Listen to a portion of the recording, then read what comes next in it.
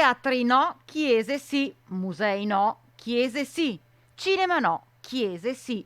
È aperta la discussione relativa alle motivazioni che in questi giorni di blocco, di chiusure causa pandemia, hanno concesso la celebrazione in presenza delle messe, andando invece a inibire totalmente tutto ciò che concerne cultura, spettacolo, intrattenimento, arte, l'arte nei luoghi vocati ad essi.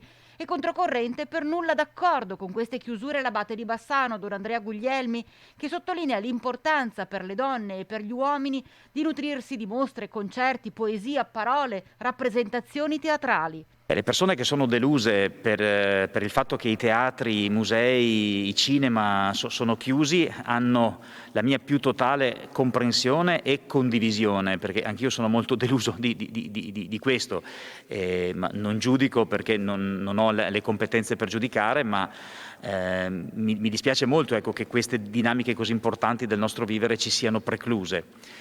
Io per primo frequento questi spazi e anche come comunità cristiana ne abbiamo di questi spazi e vorremmo poterli aprire, penso alle nostre sale cinematografiche e teatrali e quant'altro, insomma.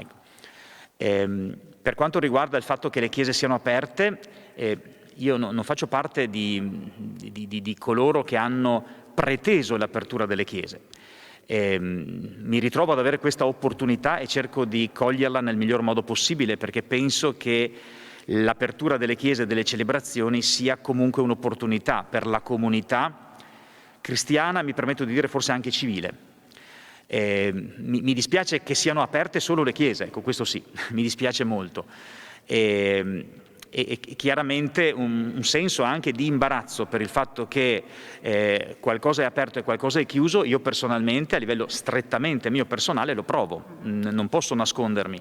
Speriamo che i tempi ci portano a ritrovare tutte le nostre riaperture, tutti i nostri incontri e tutto ciò che arricchisce in profondità la nostra vita e la arricchisce spiritualmente, perché non solo i riti ci arricchiscono spiritualmente, anche un'opera teatrale, anche un buon cinema, anche un concerto, anche una mostra d'arte, una visita a un qualsiasi museo ci arricchisce culturalmente e spiritualmente, e io attendo con ansia che tutto questo torni ad essere possibile.